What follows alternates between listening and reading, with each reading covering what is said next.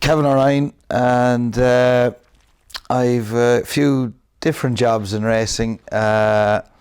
Obviously work for Racing TV as one of the presenters, and I'm a Jockey's Agent as well. I'm the MC for a few of the race courses in Ireland, Leopardstown, Gorham Park, Thurles, Naas when I'm available, do a bit of work for Punchestown, worked in Navan actually a couple of weeks ago for the first time at their big festival for Navan racecourse as well. And as I said, they're kind of my main gigs, and work for Goffs as well, do a bit of work for Goffs. And after that, anybody who's willing to pay me really, and that's basically the gist of it. Just gone 46. Don't think that I'm 46, I think around 25 still, but mightn't look that way. I definitely don't look like a 25, but always in horses. Mum and Dad, Bobby and Sheila. Dad was working for Adrian Maxwell, say when I was born. He was head man to Adrian Maxwell down in South Lodge. Mum was the secretary in the office, and from all I can remember is I wanted horses. That's all I ever wanted to do. Adrian Maxwell then gave up training, I think it was around 1981, around that time, and he went to Miami, Hialeah, and Mum and Dad, I remember it vividly. Mum and Dad went over in the horse plane with Adrian Maxwell's horses, whatever he was bringing, for argument's sake, he was bringing 6 or 7 over, but he wanted Mum and Dad to go to America and obviously carry on working for Adrian. So Mum and Dad decided to go over and see what the thought of it was. So they were there for 2 weeks and they came home, and Mum and Dad decided that they didn't think Hialeah was the place to in Miami to bring up myself and my brother Mouse. There's 4 years between myself and Mouse, so Mouse would have been 1 or 2 at the time. And Jim Bulger then started training down in Coolcullen, where he is now. He'd moved down there from Dublin, Phoenix Park I think it was, or Clonsilla, and Dad went to Jim Bulger as head man. So that he spent the first year with Jim Bulger, and then he got a job with Mick O'Toole as head man. So we moved to the Curragh when I was 6, so roughly I think it was 1982 or 1983, and Dad was head man to Mick O'Toole for roughly around 10 years. We lived in Maddenstown on the far side of the Curragh, so basically, like, I spent the guts of 40 years, most of my life up around this part of the world.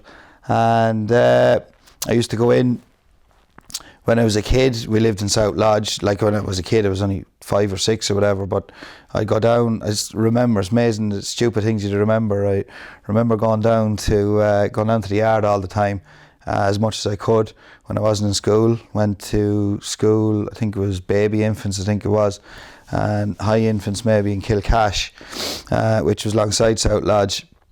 And I used to go down. I actually remember where a couple of horses used to live in South Lodge. It's amazing the stupid things kids will remember. Get Out of My Way was a horse that I remember, and he used to live the top of the yard in South Lodge over on the left hand side. So from word go I was just obsessed with horses. Used to go into Mick O'Toole's anytime I could with Dad. He was head man, and then he was, he'd drive the box racing a good bit of the time as well, and I go in whenever I could do. Obviously I was going racing as much as I could with Dad when time allowed and I wasn't in school and during the summer and all. And there's a great bunch of lads in there, and Mick O'Toole, sure, he was one of the legends of the game. And even then when Dad left Micko, who was it, like Ted Walsh, that's when myself and Ruby became friends, because Ted was riding the bumper horses and myself and Ruby have been friends since we were kids. And going racing with Dad, I remember there would be myself, Ruby, Tom Gillespie. Declan Gillespie was obviously one of the leading flat jockeys at the time. Johnny Fean, who's now training, he was a cousin of Thomas Gillespie. Jimmy Fean, his dad, of course, was with Myglair for many, many years, Myglair Stud Farm. And young Ted, my brother Mouse, we used to pretend we were jockeys at the races, and we'd spend the day racing up and down Leopardstown, Gorham Parks, Naas, where the old three used to be, alongside the old Wareham. And we used to run around the tree and race up to the Wareham and pretend we were jockeys, whoever the jockeys were at the time and that. So from word go, I always wanted to be a jockey. But being brought up in the Curragh, I always wanted to be a flat jockey. And when I was a kid, when Dad was in Toolers, we lived in one of Mickle's houses in Maddenstown. So Liam Brown, that was obviously Liam Brown's side of the Curragh. And during the summer, say, I'd see the lads out of Liam Brown's cycling back to work or whatever. And because Mick Kinane and Mark Dwyer and Stephen Crane and Tommy Carmody and all those had been in Liam Brown's, and I think Pat Gilson was there as well. Obviously, like, I just remember being told all the names and whatever else. I had my heart set in going to Liam Brown's as an apprentice, because I wanted to be a flat jockey, and I grew up dreaming about riding classic winners up the Curragh and whatever else like that. When I got to 13, I knew that knocked in the head, because weight wasn't going to allow me to do that. But and Kevin Prendergast was the other side of the Curragh, and there's a great friend of mine. He's now a successful breeder. He only lives up the road. Peter Henley, or Pedro as he's better known, as his dad used to train the Curragh as well, Pater Henley. And Peter was a hugely successful, very successful amateur. He won the Kim Muir and Flyers Nap for Robert Allner many years ago. But he, again, like me, was brought up in the Curragh, and he tells a great story. He wanted to be a flat jockey as well, and he'd say, I'd go to the Curragh when I was a kid, and I'd look at Cash Asmussen and Steve Cawthon and Pat Edery and Willie Carson and those, John Reeds and those, coming into the time with their Armani suits or whatever, and their Gucci shoes and their Rolex watches and their wheelie bags with the gear in it. And I'd say, yeah, I'd like to be that. And I got to Punchestown during the winter, and I'd see the poor jumping lads coming in covered in mud and limping and missing a couple of teeth or whatever. And as Peter Henley always says, I wanted to be like the boys at the Curragh, not the lads at Punchestown. But he, like me, got a little bit too heavy as well. And he rode then as a professional in England for a couple of years. But that's all I ever wanted to do. So, and that's how it started off. A couple of ponies at home, but I never done show jumping and to be fair, like, Mum and Dad were so busy as well. And I suppose at the time, my mum and dad, like, with a mum is Scottish and Dad's obviously from Tipperary, and all his family were. His dad Paddy used to train. Dad's uncle Bobby O'Ryan used to ride. He was Dorothy Paget's second jockey. Might have been stable jockey for a while too. I'm not 100% certain about that, but he won the English champion hurdle, and I think it was 1953, in a horse called Estelle. And then, so all Dad's family were into racing, and Bobby's sons then, Tom O'Ryan, God be good to him, who rode a good few winners in Apprentice before weight got the better of him, and he used to work then obviously as a journalist for Racing Post, and then funnily enough that led on to him being a presenter on Racing TV, sadly before he ended up passing away. And I was always very, very fond of Tom. Very close to Tom and Robin of course is Tom's brother, and Robin is now assistant trainer to Richard Fahey in Musley Bank in Malton. And say when we were growing up, Robin used to be assistant trainer to Mick Easterby.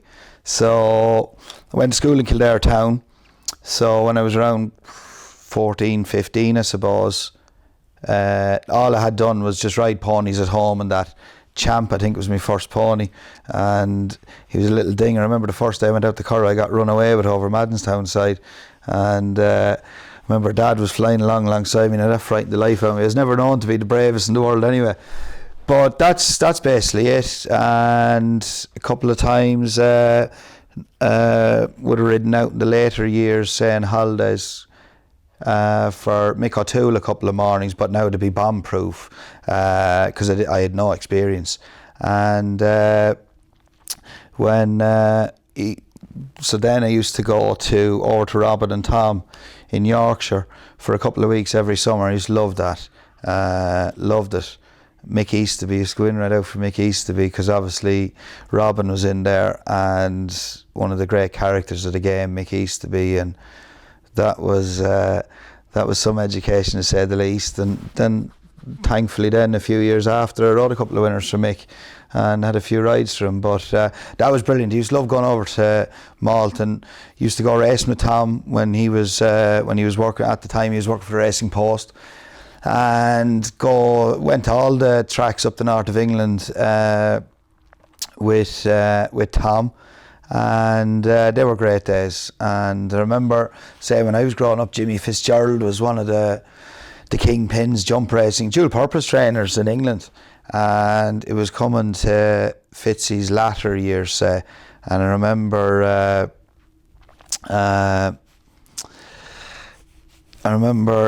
Tom saying to me one morning, "Would you like to go in and ride out for Jimmy Fitzgerald?" And I said, "Jesus, love to go in and ride out for Jimmy Fitzgerald." And now I think there was 7 of us riding out that morning, and I was the 7th. So I remember walking up, sure, I was delighted to be going into Jimmy Fitzgerald's. Like, I remember obviously for Forgive and Forgetting, Trainglot and Sibyllin and all those horses. Like, he was a wonderful trainer. And in I went anyway, and the tack room I think was up in an old loft upstairs over the stables. And I think Con Foley could have been the head man. And he stopped me as I was walking in the door, and sure, I was only a young lad. And he says, "Where are you from?" Completely taken the mick. And I says, "Oh, Kildare." He says, "Where's Kildare?" I said, "Ireland." "Oh, grand, yeah. We only allow Irish lads in here," because obviously Jimmy Fitzgerald was Irish, and there was always so many Irish lads there back in his heyday. So there was 7 of us rode out, and I remember Peter Ryan, the stable conditional, Jimmy Fitzgerald said, I think we were going over to Bill Elsie's to work horses. He'd bought Bill Elsie's place, and he says, "I want you to come up in 2 groups of 3. So straight away I copped this. There's 7 of us here now. This doesn't make sense. So Peter Ryan anyway said, "Boss, there's 7 of us here." So Jimmy Fitzgerald just absolutely lost the plot, and he said, "What sort of a clown are you?" He said, "I told you to come up in 2 groups of 3. So I said to myself, "Right, O'Ryan, you better get up in the first group anyway." So I made sure I was up in the first group. And so he kept roaring at Peter Ryan, and Peter Ryan was saying, "Boss, like, there is 7 of us here," and Jimmy Fitzgerald was having none of it anyway. He told us to come up in 2 groups of 3. So I made sure I was in the first group. But I loved that. I was still in school. I wanted to leave school after the junior cert, and Mum and Dad, now that would have been, say, when I was going over to Mick East, I was probably 15 or 16, but anyway, I wanted to leave school when I was after doing the junior cert, and Mum and Dad said, "No way, don't care what you do, as long as you do the leaving cert, and you can do whatever the hell you want to do after that." So finished school, went to the De La Salle in Kildare town, and walked out the back gate and went across the road into the academy, and that's where I done my leaving cert there. And when I was coming to the end of my middle way through the leaving cert, Mum said to me, "I think you should go to Ag College." And I said, "Jeez, Mum," I said, "I don't want to be a farmer." And she said, "No, I know you're not going to be a farmer." She said, "But get the green cert, because it'll enable you to get the green cert." And I went, "Sure, what good is that to me? I want to be a jockey." And she said, "In case down the line you want to buy a bit of land or whatever." I hadn't a clue what the green cert was. So anyway, went to Kildalton for a year after Ag College. But the early days, no, that's what it was. Mick O'Toole's going racing, and there's a great bunch of lads in Mick O'Toole's. And even when Dad finished at Mick's, I'd still go in. Mick would get me to go racing on Stephen's Day and over Christmas, and sure, I was more excited about waking up on Stephen's morning than I was on Christmas morning. So I used to lead up for Mick, and I remember there was a fella who used to work for Dad called Declan Bean, who'd worked for Mick for years. And when Mum and Dad bought the home place out in Nurney, which is only 3.5 miles from me, Declan went working for Dad. But he was only working for him at lunchtimes initially, said the first 6 or 8 months or whatever. So Declan had said to Mick, the first Christmas, said Dad had left, "Will I get Kevin to come in and go racing on Stephen's Day?" "Yeah," says Mick, definitely. And he said, "Can he plat?" And Declan said, "Oh yeah." He said, "Great man to plat up a main." "Oh, that's grand." He said, "Sure, he plat up the runners before he goes racing." So I go in, sure, I still to this day can't plat a horse. So I walked in, Mick O'Toole hands me a main comb and a bag of planting bands. He says, you go off and start planting up the runners. I'm standing there like a rabbit in the headlights going, how the hell am I going to get round this one? So Eamon Lloyd, Ginge is his name. Ginge was head man at the time, and great man. He ended up, when he retired, when Mick gave up training, Eamon Lloyd, Ginge he worked on the Curragh grounds, the Gallops, until he retired there a couple of years ago. So anyway, I went around to Ginge's. There was only a couple of, like, Mick would have been down to probably 25 horses at the time or whatever. So the lads were riding out, whatever had to be ridden out. Mick drove off out into the Curragh to see them. So I go around looking for Ginge, and I says, Ginge, Mick after telling me there to go plat up, and I can't plat. But Ginge was brilliant horseman, like old school horseman. And so Ginge says, you go mucking out, he says, and he says, I'll start platting them up. And he says, when Mick comes back, if he asks any questions, you plat those horses. Sure, Eamon Lloyd was probably the best man to plat a horse he'd ever come across. So Mick was very impressed. He thought he was the right lad. And I was only, I don't know, 13 maybe at the time or whatever. So, but Mick O'Toole was a great character, absolutely brilliant. And he taught me a good bit about life, how to conduct yourself along the way. But so yeah, when I finished school, and that's where I got to know Martin Brazel. And when myself and Mouse were young, Dad and Martin were working together in Micco's, and Martin Brazel, would you believe, used to babysit myself and Mouse. So when Martin started training, I used to go racing for Martin, with Martin, and I'd lead up for Martin and all that. And that was my first job in racing, was working for Martin Brazel. And he was renting a yard off Kevin Manning at the time. It was one of Kevin Prendergast's old yards, maybe even Darky before Kevin's. And over near Kildare Golf Club, Darren Bunyan trains over there now in Gerald Leary. And Martin was a brilliant man. Still is a brilliant man. Jesus, brilliant man, but old school. Taught you a lot and liked to have everything done to a T. And so I was leading up for Martin there weekends. Remember leading up Tony Mackay in a horse called Practice Run.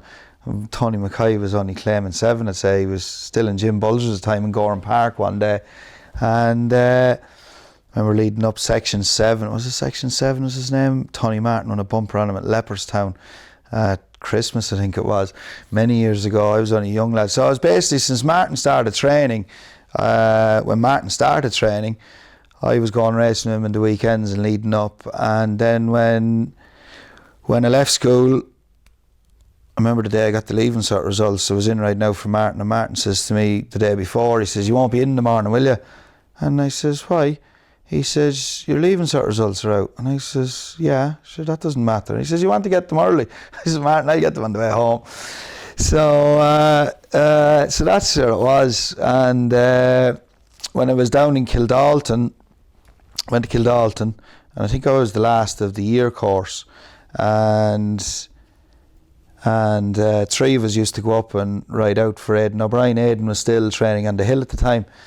And he was probably only a couple of years into Ballydial maybe that Aidan was down there, but he still had a full yard of horses above on the hill. And that's where I initially got to know the likes of Colin Murphy and PJ Colville. And PJ Colville was head man up there at the time, and PJ now would be a very close friend of mine. For donkey's years, we rode together as amateurs, but PJ was head man up there at the time, and that was, well, I'd say PJ was only 19, I'd say, at the time. There wouldn't be much between myself and PJ in age-wise, so we used to go up, myself, Angus McNamara, who was a brother of the late great John Thomas McNamara, and Paul O'Toole. We used to go up and ride out 2 or 3 lots for Aidan in the morning time, and then Aidan would head off to Ballydial, and it was, loved it, great experience obviously. And as I say, I didn't have a whole pile of experience riding wise, like, you know, as I said, I didn't do the show jumping or hunting or anything like that, pony club or that. And that was great times down in Kildalton. Made friends there for life. And I finished up in Kildalton on a Friday and started in Martin Brazel's on a Saturday morning. And first ride was a horse called Blue Drifter. Dad bought him to just get me something to try, give me a bit of experience. And Blue Drifter, anyway, he bought him. Had he run in the flat in England, I think, maybe. But anyway, sent him into Martin's, and my first ride was, I'm going to say, was it 1995 or 1996? Could have been 1996. 1996, I think it was. And it was the Amateur Maiden on the Wednesday at Galway. And so I didn't sleep the night before, so I'm thinking stupid things. I'm going to lose my irons, or going to lose my stick, or fall off and make a complete clown of myself. And rode him, and that finished mid-division. And at the time there was a lot more amateur flat races than there is kind of now. So Blue Drifter used to run kind of every amateur race that was going. And he was a great old schoolmaster, and sure, he was half laughing at me as well, I'd say, to be fair, because I was only starting off as well. But he was a great experience. And then Dad bought 2 cheap fillies, one of them off Michael Grassick called Sarah Blue, and she'd been placed a good few times. And anyway, again, this was just to try and get me a bit of experience or whatever else. And a mare called Native Shore, I think he gave 1,500 quid for Native Shore. Didn't give a whole pile for Sarah Blue either. So Native Shore, he'd bought her off, I think she was by Paddy Stream, I think. Maybe I'm wrong with that. I think it was by Paddy Stream. And she'd a run for Chris Thornton in a bumper up the north of England. And Dad bought her at Doncaster. So the two of them went in, kind of Blue Drifter was retired, and 2 of them went into Martin's. And first ride over hurdles on Sarah Blue. She had a couple of runs from Michael Grassick over hurdles as well. And that was my first ride over hurdles, and that was my first winner. It was back in, I think, June 1997, and it was in Kilbeggan. And that was magic. I couldn't believe it. I remember actually passing Richard Dunwoody to second last, and I nearly fell off because I was running away, and Richard Dunwoody was Richard Dunwoody, legend, like, as we all know. And he was, like, when Richard Dunwoody went for the stick, you knew there was very little left in the tank, a bit like Ruby when he was riding, like, they'd be pushing and squeezing and driving, and the stick then was always the kind of last resort. And I knew when Richard Dunwoody pulled out the stick, I said, Jesus, he's in trouble. And I probably got a bigger kick out of passing Richard Dunwoody jumping to second last than I did in riding the winner. But it was brilliant. The Mum and Dad were there, and Mouse was there, and Martin was there, and that was kind of the start of it. And sure, it was a day I'll never forget, and it was magic. And to say, when I was in Martin Brazel's, Kevin Manning, and that's where my friendship began with Kevin Manning.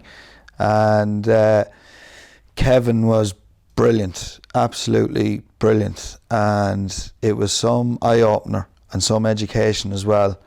And that's why I'm always a believer Kevin Manning never got the credit he deserved, because what Kevin Manning used to put himself through was unbelievable, and he was your utmost professional. And it was some eye-opener for a young lad or a young girl just to watch what Kevin Manning, his dedication, would do.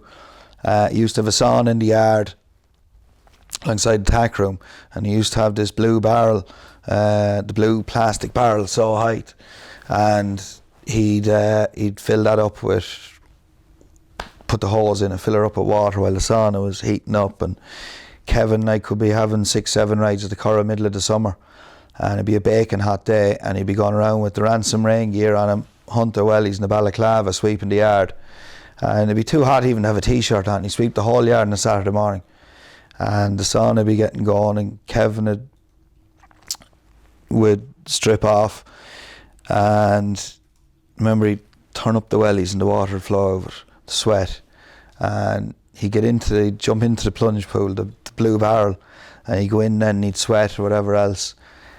for another hour or whatever, and then off to the Curragh, ride 6 or 7 races, and you'd never hear Kevin Manning complain or anything.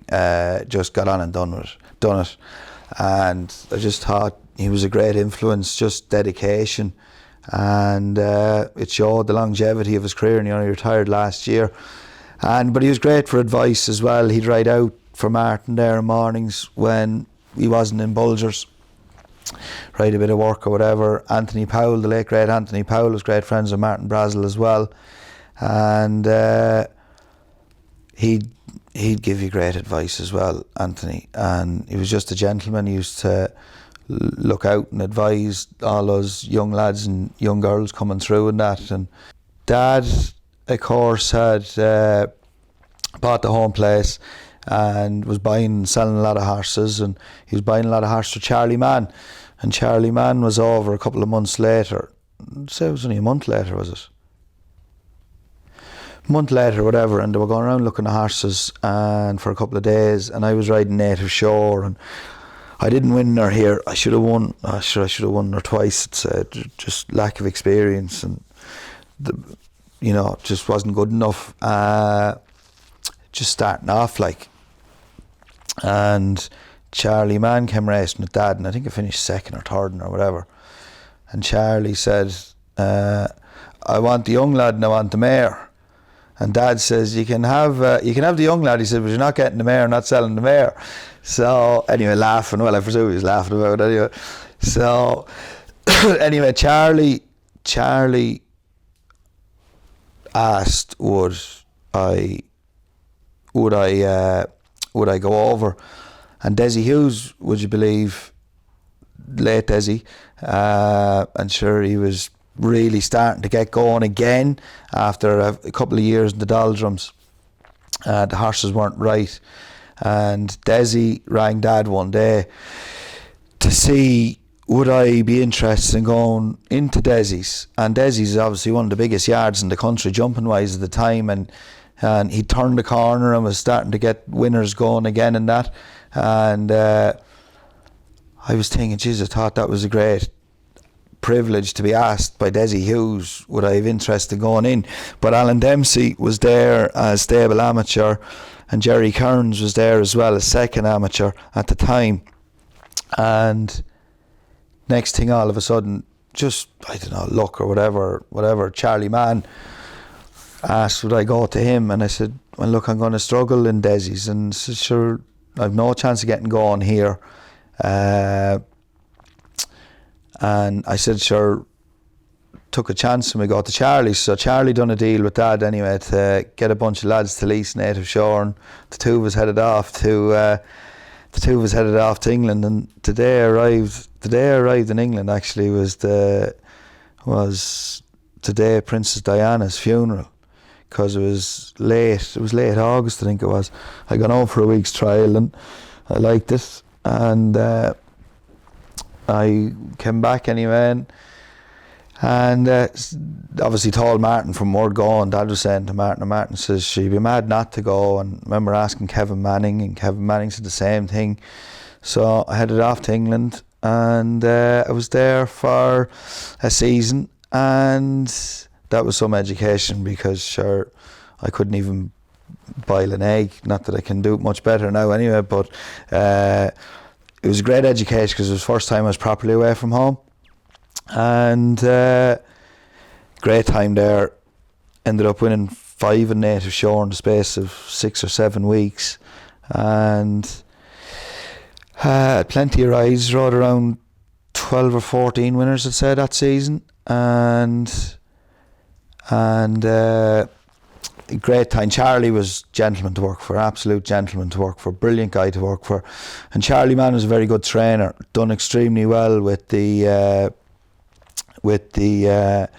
ammunition he had. He never had the big owners to spend plenty of money or whatever else, but his horses always looked well, and it was a very, very well run yard, a great staff there, and it was really enjoyable. He was a brilliant man to ride for, Charlie, and his bark was worse than his bite.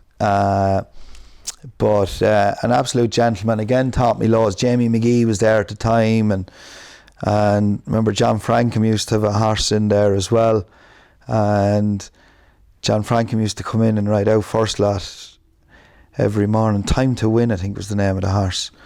And I couldn't believe this, John Frankham coming in, you're riding out. But it took me around 2 weeks to pluck up the courage to talk to John Frankham. And couldn't believe it. He used to come in the old English jodhpurs, pair of lace-up leather boots, shirt and tying him. I'm thinking, what the hell is he riding out with a shirt and tying him for? And he'd be immaculate now, absolutely immaculate. So when I eventually plucked up the courage to talk to John Frankham, he used to come in and ride out with his own horse every day. And I remember saying it to him one morning, I says, why do you ride out in a shirt and tie? And he said, all habits die hard. He said, when I was in Fred Winters, he said, if you didn't come in with a shirt and tie on you, he said, you'd get docked in your wages. And he said, that's the way I was brought up. And I thought it was very interesting, but it's amazing how times have moved on. But made great friends in England, and I must say the lads were, they were absolutely brilliant with me. And Christy O'Connor was the head man, an Irish guy from Kerry, and he looked after me unbelievably well. Chrissy Bernard, she was the travelling head girl. Jamie McGee was very good to me. A fella there called Ollie Reid, well, Robert Edwards was his name. He now actually does a lot of breeze up horses and pre-training and that in Lambourn, but he was known as Ollie Reid because Ollie liked to give it a good kick back in the day, so that's how he got his nickname, Ollie Reid. And it was a great yard. Nicky Brown was there, Chrissy Bernard and Christy O'Connor. They treated me like a member of the family, and like it was like I was fair homesick now, and I went first. And I lived actually in John White's old house. He's still at his house. John White, who won the national, never was an S&S. And Dad and John White were great friends, and his brother Ray was head man to Mick Shannon at the time. He was training Lambourn, and so I moved in with Ray White. And but I must say at the time, like, the lads were unbelievable. The jockeys who were riding there. Like Mick Fitzgerald was very good to me. Norman Williamson was very good to me. Timmy Murphy, Barry Fenton, Peter Henley, Jerry Hogan, all of those guys, and they looked after me extremely well. And Andrew Thornton was living in Lambourn at the time, and he was always very, very good to me as well. And I had great times there, but look, I was never good enough, and I was never light enough to turn professional, and I was always kind of going to come home. And but I loved every minute of it over there. I got a lot of experience, and it was you'd look back now and you'd wonder how you survived. I think it was lads going about wages nowadays, I think it was 150 quid a week I was getting. I had to give Ray White 50 quid for digs, so I was living off 100 quid a week, driving the length and breadth of England. But that's why I think the lads were brilliant, because a lot of them had ridden as amateurs at the time, or say beforehand. And like, I remember I was riding in, was it Newcastle one day, and I'd be afraid like to ring the Andrew Thornton was the only jockey from Lambourn who was riding up there at that time, but I didn't know Andrew Thornton at the time. And it's amazing when somebody does something, you'll always make an impression. Someone will always leave an impression with you if they do something good with you. It's do something good, like do a good turn, I mean. And something that I've always, Mum and Dad have always brought us up that way, treat people the way you want to be treated. And I'll never forget, and I'll always remember it. I was driving to Newcastle on my own, which I think was a 5-hour round trip from Lambourn, in or around, I think. But I knew Andrew Thornton was riding up there, but I didn't have the balls to ring Andrew Thornton because I didn't know him. And Andrew Thornton picked up the phone, he rang me and he says, I see you're riding in Newcastle tomorrow. And I said, yeah. And he said, Grand, he said, you're coming at me. And I went, he said, no, you're coming at me, he said. And Andrew Thornton, he went out of his way, he didn't have to do that, rang me, picked me up, brought me home, whatever else. And I remember saying it to him, On the way home, I said, Jesus, I said, I wasn't going to ring you. And he said, I knew you weren't going to ring you. He said, because you're not the first young lad that's come over here that wouldn't ring. But he said, I rode as an amateur for a while, and I know how hard it is in England. And he said, I wanted the company anyway. And he said, anytime you want to lift racing, he said, you just give me a shout. And anytime I meet Andrew Thornton now at Cheltenham or whatever else, we still have a laugh about that day. But it's something that always stuck in my mind, and I always had great respect for Andrew Thornton after that. And Tony Mackay's and all of those lads, like Barry Fenton, and like there were Jason Titley, who was there at the time as well, and Seamus Durack was champion amateur the year I was there. I used to go racing a lot with Seamus Durack, and Rupert Wackley, I think, was runner up to Seamus Durack. Joe Tizard had just started riding. Robert Widger was there as well. He was in Philip Hobbs's. And Robert Thornton, he turned professional, had he? But smashing lads, great crack, looked after me very well. And then every Sunday, actually, Jim Old asked Charlie Mann would I go up and ride out for him on a Sunday morning. So I used to go up and ride out for Jim Old on a Sunday morning, and by God, that was a cold place up there. But Jim Old was an absolute gentleman, and I just thought it was great, like, to be going into a trainer like Jim Old as well. But I came to the end of the season, and Charlie Mann was obviously he'd let go of allow all the horses. He'd no flat horses. So I came home for a couple of weeks holidays, and when I kind of came home, I didn't want to go back because I knew I had no interest in turning professional. I wasn't good enough or brave enough, and I wasn't light enough as well. So I came home here, and would you believe it was the year that Ruby turned professional? So I ended up going to a couple of people asked me would I go down to Willie Mullins's. So went down to Willie and asked Willie for a job, and went down to Willie, and so it was probably Willie's worst year he's ever had of bumper horses, and so it was a complete disaster. And there was myself, John Cullen, and Ian Almond, Busty, he's one of Gordon's assistants, and we were the three amateurs there. He'd 70 horses, I'd say, and his two biggest owners were Archie O'Leary, who owned the Florida Pearl, and Noel O'Callaghan, who owned the Alexander Banquet. And you want to see the horse that Willie Mullins was winning with. Very, very ordinary fillies and very ordinary horses that didn't cost a whole pile of money. The greatest jockey of all time is just at the turn professional, and now there's myself, John Cullen and Busty that are now riding these bumper horses that are no good. So it just wasn't going to end well, was it, like, to be fair.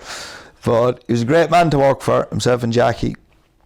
And we had great times down there, to be fair, in that season. Now, we worked hard, but there was great camaraderie amongst the lads in the yard. We all got on well. I think everybody bar Tracy Gilmore and Dinny Daly that were riding out every day had a licence of some sort. Maybe an amateur licence, or then you obviously had Ruby and you had David Casey.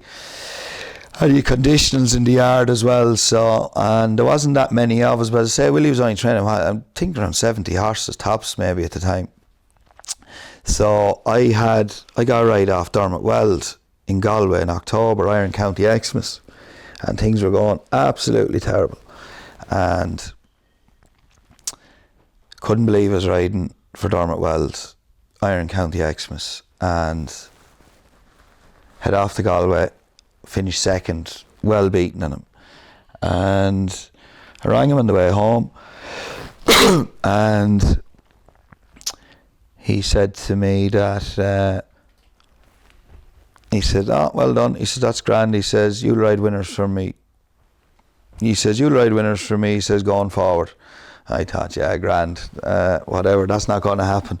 So then the first 4-year-old bumper at Christmas time, or in the new year, second 4-year-old bumper, he rang again to see to ride a horse called Peerless Motion for him in Navan. So it was middle of February time, I'd say. Now things were going absolutely horrific. The only actually couple of winners I rode that year were over in England.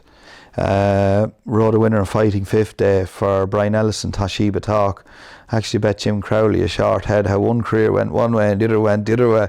Jim Crowley, champion jockey and one of the best jobs in racing now. He was riding as an amateur at the time. And I rode my 2 only winners over fences that year as well. I absolutely detested riding over fences. It frightened the life out of me. Carlingford, Gale and Riot Leader, both for Tom George. It was owned by a friend of ours, friend of Mum and Dad's, Dave Gamble. Couldn't ride a winner in Ireland, so it was fairly low. So rode Peerless Motion for Dermot Weld and finished second in bumper in Navan. And next thing, this was in February time, and he got on to Dad to see would I go working for him. And a couple of weeks later, I broke my collarbone off a horse of Enda Bulgers. And so I came back to Willie's and I said, I'll give it another go. But James Nash had come back. And James Nash is a great friend of ours now and trains in the Curragh. And I remember the first day I was back there, James Nash was, and I says, now, O'Ryan, time to go. So lunchtime I rang the office in Wells, and Martina, who I didn't know at the time, who's now a great friend of mine, Martina Murphy. And it was Martina in the office, and I said, hello. I said, could I speak to Mr. Weld, please? So he comes on the phone, and I says, Mr. Weld, it's Kevin O'Ryan. I says, the job's still there. And he says, yeah, when can you start? I start next Monday. So, and to be fair, I said it to Willie when I knew the job was still there in Wells. And Willie said, 100%. And I got on great with Willie. And would you believe I actually rode a winner for Willie after I left him a 3-year-old hurdle, would you believe, in Galway. On September meetings are a piece. And the day of the September 11th attacks at the time, it was amazing how you remember things. But so I started in Dermot Wells on the Monday of the Punchestown Festival in 1999, and that's where it all took off. It was obviously predominantly flat. 90% of the yard are flat horses. And I was up in the top yard row as well. That was full. Well, there been around 116 stables up there at the time. Rap Ride, the second yard, there was 60 boxes in Rap Ride, and I'd say that was near enough full at the time. Maybe 50 horses in Rap Ride at the time. So Dermot would have roughly 160, 70 horses. But I just loved the place from the first day I walked into the place. Absolutely loved the place. And like, it was all old school style. Like, you had 3 horses to ride out, and that was it, you went home. And sure, we come from Willie's where you had to graft, and rightly so. But I was like the lads coming off drugs, getting the cold turkey, ride out 3 lots and then go home. I didn't know what to do. But like, you could go for 2 weeks in Wells without even mucking out the horse you were riding out, because a couple of the yard lads might have looked after the horses, the 3 or 4 you were riding out in the morning that you used to look after. But it was the biggest yard I'd worked in, and like, we back in the height, like on the season, when the season got going, there'd be between 35 and 40 of us riding out in a string. And who was there at the time was Raymond Carroll, who's still there, Gary Carroll's dad, Benji Coogan, who else was there? David Evans was there, Paddy McLaughlin was still there, David Evans is still there, Dave Phillips was the feed man, Tom Gallagher, Dean Gallagher's dad, he was the head man. And God be good to him, Joe Malone, who'd been Dermot Wells' head man for donkey's years. He worked for Dermot Wells' father and Charlie Weld. Joe was still going in the mornings, And Joe had got sick a few years beforehand and kind of stepped down from being head man, and Tom Gallagher took over. But Joe would still go in every day. Great man, Joe Malone. Brilliant man. Real old school. Everything done to the highest standards. And was always mad to teach and help out as well. And should I be always asking questions and, you know, just trying to learn, like, because I'm a great believer in every day is a school day, and if you want to be the best, try and learn off the best. And Joe's a great man, absolutely brilliant. Great man, Joe. Tom Gallagher, great man as well. And there was a great bunch of us in there. Darren Fitzharris, Shambo, Dave Phillips was the head, or was the feed man at the time. Paddy McLaughlin, Tom Keogh, there was just loads. Was Martin Holbrook was there. I say Benji Coogan every morning. Benji Coogan heavy in stitches. I never heard a fella to tell so many jokes and never tell the same joke twice. And that was for 7.5 years in Wells. But Benji was always in good form. Always great banter and great crack in there. And that's where I met Pat Smullen. Pat was there a year before I started. He got the job, stable jockey, because Mick Canaan had obviously got the job in Ballydoyle. And Pat was there a year before I started there. And Pat Shanahan was second jockey. Eddie Ahern used to come in on a Wednesday. He was kind of third jockey as well. And that's how myself and Pat got to know each other. And Wells Dermot would have had probably 20 jumpers tops at the time, and loads of schooling in Dermot's, and rode plenty of winners for him as well. But he's an absolutely brilliant man to work for. Brilliant man to work for. Expected the best, and if he got beaten a horse, as the old saying goes, never get beat a short head in one of DK's. You're better off sit up and take a pull and get beat a length. But if you got beat a short head, and that's probably why he's so good, he'd be always saying where did that short head make a difference or whatever. So by God, I got some bollockings off when I got beaten horses as well. But he'd be the first one to say well done, and he'd fill you with confidence. But I remember a horse in Galway one year, Kilcray Cheyenne, and that was an absolute disaster. And I got Dermot to buy him. I'd beaten him in a bumper. Declan Gillespie was training him, and I thought, you know, he wasn't a bad horse. So he says, will he win a bumper in Galway? And I says, go close, he left me in a summer bumper anyway. So anyway, he got Dad to go in and look at him. Declan Gillespie trained him, and Kilcray Cheyenne was his name. So we headed off to Galway on the Monday night, and you can just imagine now one of Dermot Wells in a bumper at Galway. They were a wheel of money onto this yoke. Anyway, I think it was 5-4 favourite anyway, and Dermot tells me to jump off third or fourth down the inner. Tapes go up, and I go by the line, or I go by the finishing post with a circuit to go, and I'm 18th down the inner getting murdered, and all I'm thinking is he's going to absolutely kill me. Ended up finishing fourth, and I remember one of the lads that looked after him, Peter Ryan, caught me out in the track. All I wanted to do was get down off the horse and just run.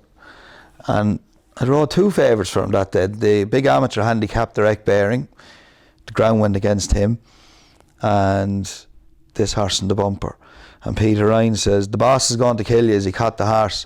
I says, Peter, do you think I need you to tell me that? I says, well, he eyeballed me all the way back into the number 4 spot. I think I finished fourth.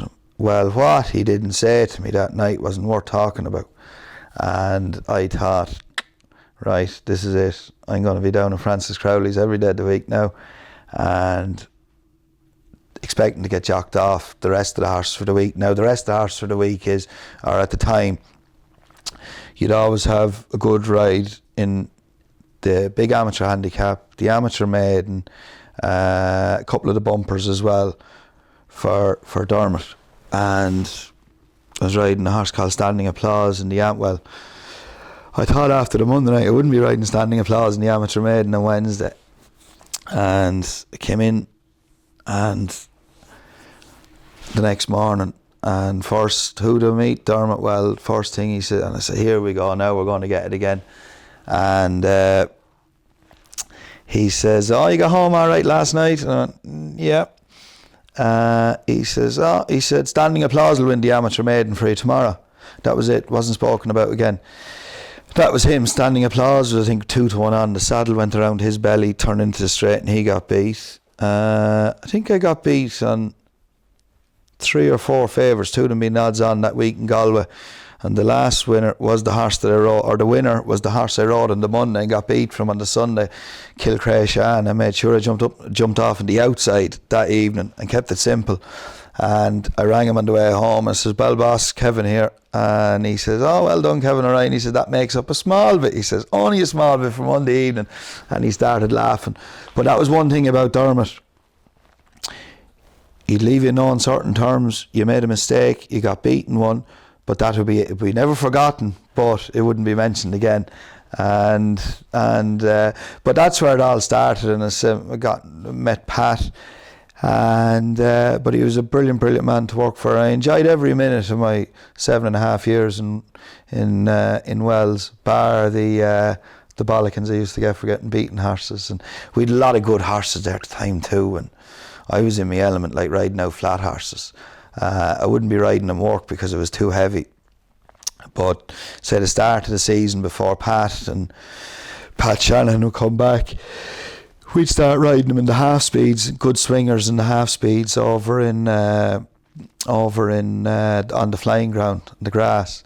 And we'd have great banter with the lads, and we'd be saying, you'd be riding those 3-year-old colts and that, and we'd be saying, just no, like this will win a maiden, or this could be better than a maiden, or whatever. And like Paddy McLaughlin, Darren Fitzharris, David Evans, and myself and a couple of the boys, and we'd be saying, oh no, I bet this will be smarter, and that was a great interest as well. But there was always a great atmosphere in Wells. It was a brilliant atmosphere, great place to work. As say Raymond Carroll, he was a great guy as well, and was very, very helpful. You know what I mean? If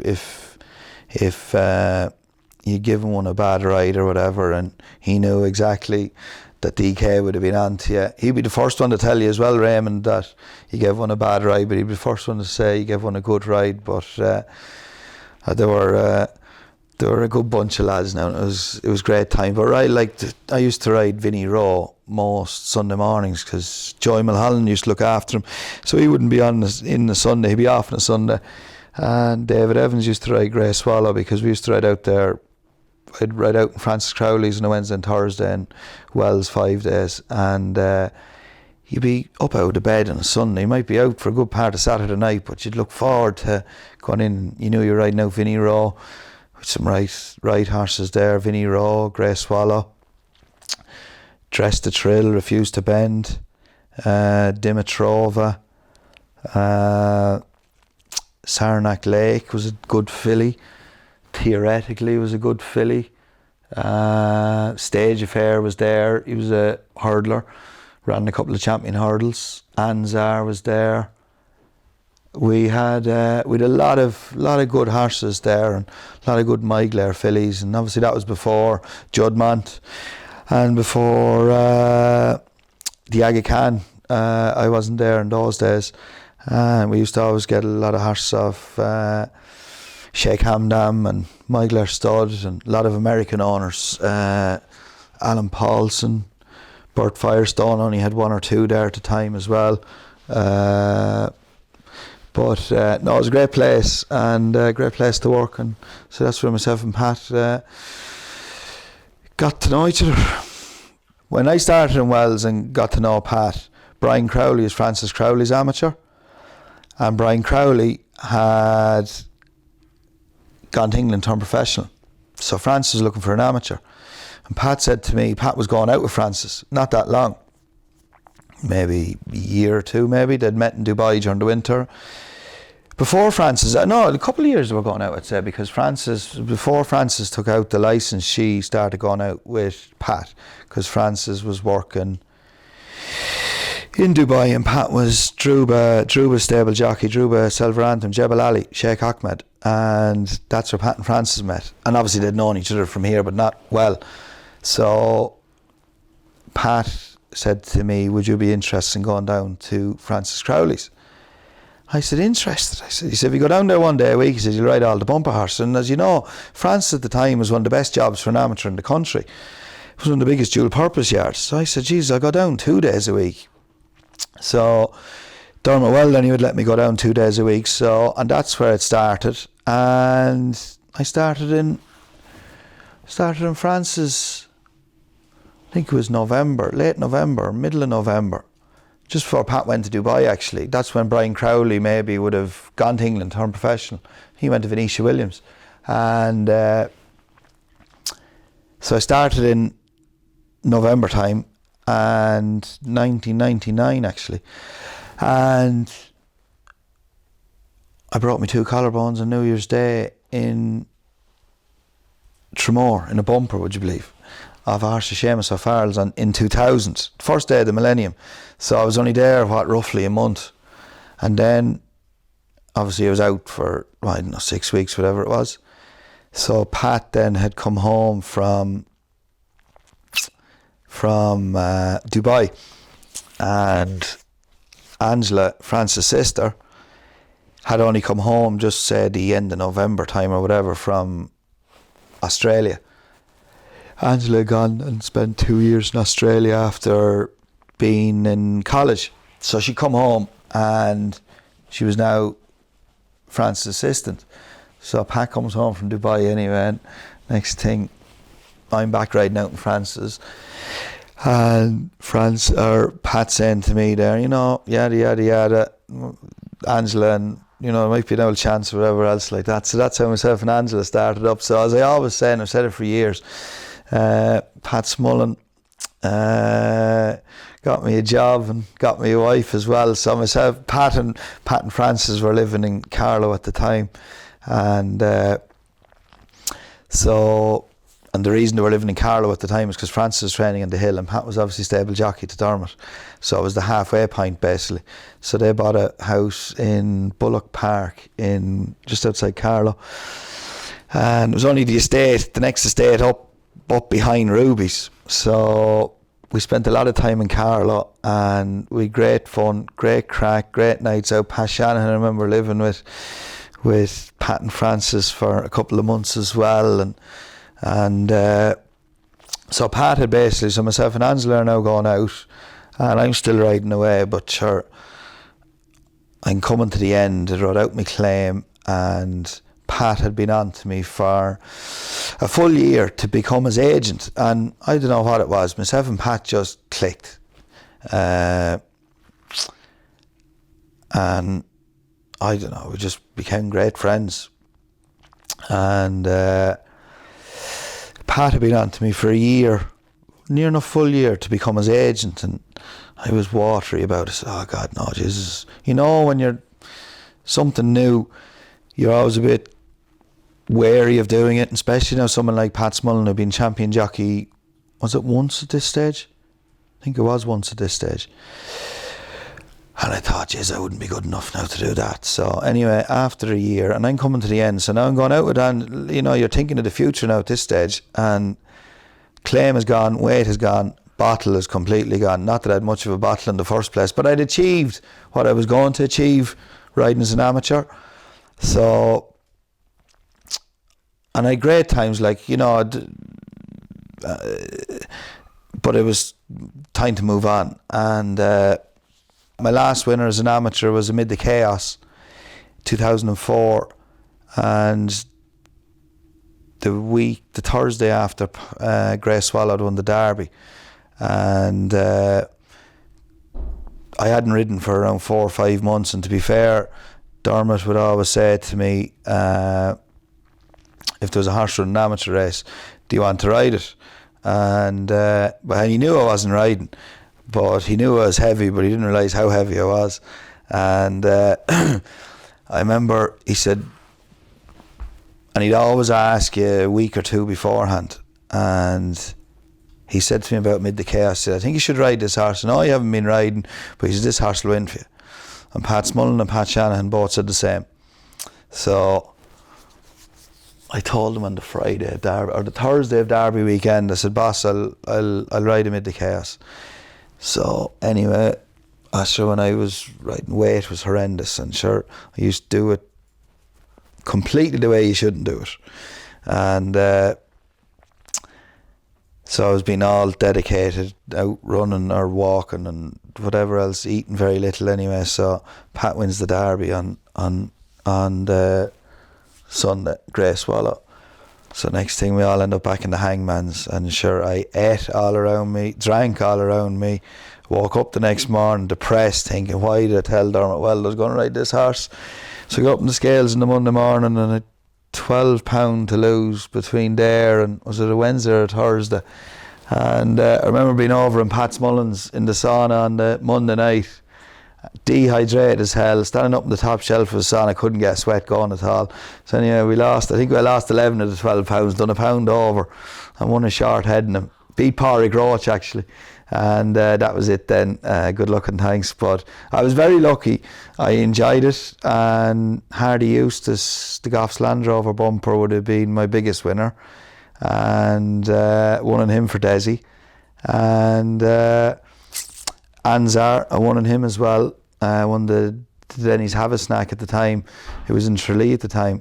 And they were my two biggest winners. And probably the two best I'd have ridden, but as I say, I enjoyed it, made great friends, and Gordon Elliott, Peter Fahey, Aidan Fitzgerald, Busty Almond, that's how we're all great friends to this day, is because that's how we got to know each other.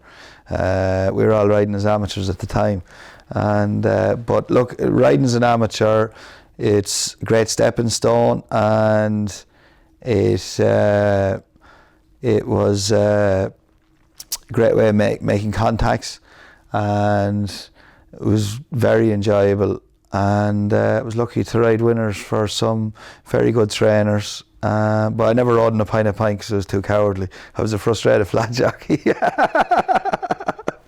Pat Smullen and Michael Hussey were my first two jockeys, and then Shane Gorey, he was apprentice in Wells.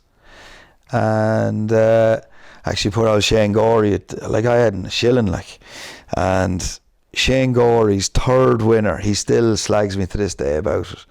His third winner, I still rode out in Wells for a year or so afterwards, a year anyway I'd say, and so Shane Gorey, you needed the three winners to lose your £10 claim, and Shane Gorey rode his third winner in a horse called Muta Kareem, who was another smart horse we had in Wells. I think it was Muta Kareem.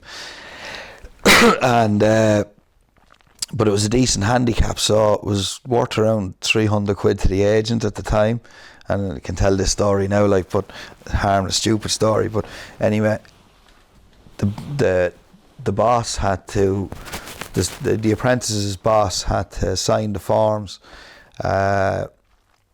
for the agent to, or for the apprentice to join you. So Dermot was going off to America on a Monday morning, and Shane had ridden the winner on the Sunday at Naas. So all that morning I said, Shane, now make sure now, I said, you get the boss now to sign that form, because I knew if the form was in by 5 o'clock, I get me 300 quid out of Shane riding the winner the night before, and I hadn't a shilling, so I was trying to get going. So anyway, I had Shane Gorey brainwashed to make sure and be up at that office and have Dermot Wells sign that form and make sure it's in before 5 o'clock. There was no Dundalk, and took the the winter off, and then I just started getting more flat jockeys, and Declan McDonough then obviously came to me, and because I was losing a lot of rides, because obviously Pat was so tied up with Dermot Weld, so I couldn't, and the lads behind weren't high profile enough, and so Pat suggested that Declan McDonough could be the man. and Declan was only mad to come, and that's how Declan came to me. And then Declan was champion jockey. Kevin Prendergast was flying, but the year he was champion jockey, Declan actually rode more outside winners that year than he did for Kevin Prendergast.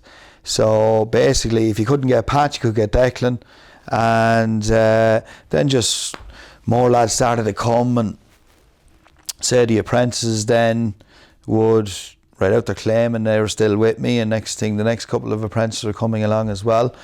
And that's how basically it all evolved. It was a little bit by accident, really, and that's how it all came about. I've had 14 champion jockeys. 4 individual jockeys have won 14 championships, and that's including Davy Russell over jumps. I've had 8 individual champion apprentices who've won the title, I'm going to say 17 or 18 times. I've had a couple of lads that have won back-to-back titles. I've had a couple of lads that have shared a title. And so we've a lot of big winners. Sure, geez, we've won every, I suppose, big race going in Ireland and England, or well, near, yeah, I suppose, yeah. It's so hard to say. I'm kind of the opinion, right, is you move, that job done, it's on to the next day. I've always been very, very lucky. I have a great bunch of lads. I'm very hard on myself. I want to be the best, and second best is no good for me. And I know that's a bit stupid, but that's the way I've always been kind of tuned in, and I expect that from my riders as well. I won't take on a jockey that I can't stand over, that if I don't think can ride, I won't take him on. If I can't get on with them, I won't take them on either. And I'm very lucky. I've had some great riders like Pat, Joseph O'Brien. Just some great days with Joseph. What a brilliant rider. Never got the credit he deserved. Dedication was second to none. And his drive was unbelievable as well. Like Pat, be funny there, night, you'd always know, coming home from racing, when the boys are finished, they wouldn't be in the car, and I'd have one or the other ringing me straight away. If Pat was on the phone first, Joss would be ringing call waiting, and vice versa. And if they got beaten a horse in a 47 to 65 Sligo on a Tuesday evening, they'd be kicking themselves over it. And that's why they're so good, or they were so good, and that's why any of the top riders are so good, because if they get beat, they're wondering what could they have done, or what should they have done. Although it was a 47 to 65, you'd think it shouldn't matter to those, but that's why they're so good. Declan McDonough, brilliant year with Declan.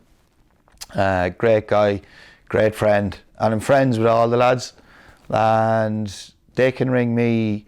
It's not just about rides. They can ring me, I'll go for a drink with the boys with great crack, and great friends with them. They can ring me about anything, any bit of advice I can give them, or if I know somebody can give them, like the lads will ring me or whatever else. And looked after Kieran Fallon for 6 months here, his last 6 months here. Davy Russell, that was totally out of the blue. Obviously I got to know Davy when I was riding as an amateur, and Davy, when he turned professional, he'd obviously turned professional, as we all know, and gone to Ferdy Murphy's, and then he came back here. So when he came back here, Frosty Kelly was his agent. So Frosty Kelly was giving it up. I didn't even know Frosty Kelly was giving it up. And next thing, Davy Russell rang me one evening. My phone had gone dead, so when I charged it up, there was a message from Davy Russell. Did you give him a call? So I rang Davy, hadn't a clue. Normally you'd hear rumblings around about, I'd hear most of what would be going on. And so I rang Davy, totally now, hadn't a clue what he was ringing me about. So I rang him anyway, and he says, Frosty's after ringing me a couple of days ago. He's given up. He's retiring from a Jockey's Agent. He says, would you take me on? And I went, jeez. He says, don't give me an answer now. He says, go away and think about it, he says. So I put the phone down and I spoke to Angela about it. I said, you're not going to believe this. I said, Davy Russell's after ringing me. I said, and at that stage now, I'd loads of flat lads. We're obviously breaking a pre-training, the TV work, and it was, you know, I'd plenty on. So I just hadn't taught, you know, I wasn't going to take on Jump Jockey. So anyway, Davy, I think it was Easter Monday, Fairy House. And he said, can I call down the way home? So Davy called in, and that's when I started looking after Davy Russell. And what a man. Really enjoyed every minute of it. And one of the great Irish jump jockeys, that golden era of Irish jump jockeys at the time. And he was an absolute gentleman to deal with. Then I had Brian Cooper for a while, and then I have Jack Kennedy, and Jack came to me a couple of years ago, and I know I'm biased, but to me Ruby Walsh was the daddy of them all. Was the best jump jockey I've ever seen. But Davy Russell, brilliant, and all the other guys. But Jack Kennedy, what he's achieved in such a short period of time. People forget he's only 23 years of age. The amount of grade ones he's ridden, the amount of times he come back from injury. He's like watching Ruby, he's like watching Russell. And he does brilliant riders. You've so much confidence from word go, and to me, you've so much up your sleeve. When you have them, as I used to always say, if you see Ruby Walsh jacked up on a horse, you've £10 in hand. And I kind of I know I'm biased, but I kind of feel the same about the likes of a Jack Kennedy now. And as I say, what he's achieved in such a very, very short period of time has been phenomenal. Initially, I wanted to break. That's why I didn't take on any jump jockeys. I said, well, I can't really remember. We'd bought the place, I think, and we're trying to build that. And obviously we're doing a lot of breaking and pre-training, and there was no Dundalk. And I says, right, because of the horses coming in now, breakers, used to break a lot of yearlings and store horses. But I'd say we started when we started building the place, it was the time of the year that it was the yearling sales coming up. So hence we started off with yearlings, and I got a good few of the jump lads on to me to take them on. And I can't really remember, but I said, right, we'll have the break now. I'm busy with the yard, and then we'll get going again for the flat season. I'll take on a couple of jump jockeys then. But then the likes of Declan McDonough came to me. Christy Gagan, he was a very good rider, Christy Gagan. Weight just got the better of Christy, but he was a very, very good rider and a very, very good judge, Christopher Gagan. And so I just started getting more flat jockeys, and then the yard started to get busier. So, like, there was no real set plan. Anything I've ever done, there's been no real set plan. It's just been kind of the right place, the right time, say yes to everything, and then try and figure out how I'm going to do it. So it's kind of like organised chaos. I'd love to be able to sit down and say, well, this is what I planned all the way along, but none of that ever happened. And myself and Angela just got married. We were looking for a place, or we were engaged and we were looking for a place. And again, going back to how naive we were. Remember the first time we went to bid in a place, we hadn't even gone in to see the bank for a mortgage. Anyway, we didn't get the place, thank God, because we said we'd worry about that. But you know, when you're young and you're stupid, like, and I think you need to be a bit that way as well. So all I wanted to do was stay living around here. And so Angela was down viewing a property down near Bagnallstown, near Milford Stud, Ballinabranna, near where Busty and Bubba Ammon, Niall and Nina Ammon are from. And she met a guy called Brian Ashmore, who'd retired from farming, but he'd a load of land up here. So they got chatting anyway and said she was getting married to a lad up this part of the country. Oh, says Brian, my brother knows his father. So Angela said, again, being the right place, the right time, Angela said, well, if you've any land to sell, we'd be interested in buying it. So he said, give me your number. So he said he took the early retirement scheme, and part of the farm, this place where we are now, was an out farm, and it was just short of 30 acres in it. So anyway, he went home, looked up, was this part of the early retirement scheme, which it wasn't. So he rang Angela the next day and he said, here, I'm willing to sell a little short of 30 acres. So myself and Angela went up, shook on it, we done the deal. Then we said, how are we going to pay for this? And there was nothing, only trees and grass on it. And we were always tricking away buying and selling horses. And Dad always instilled in Mum a work ethic. If you're willing to work, you'll always make a living. And Dad got myself and Mouse involved in horses from a very early age. I remember one of the first horses we bought was a horse called Peter Freak. What was he by? Was he by Distinctly North? Stand to be corrected. And anyway, we put in a few quid that a few bob savings or whatever like that. It didn't cost us a whole pile. Went to Doncaster sales, yearling sales. Mick Easterby bought him off us. I was leading him up. I think he made around 18 grand sterling. And I was smiling like a Cheshire cat walking around this, thought I'd won the lotto. Now obviously Dad had a leg of him, myself and Mouse had a leg of him as well.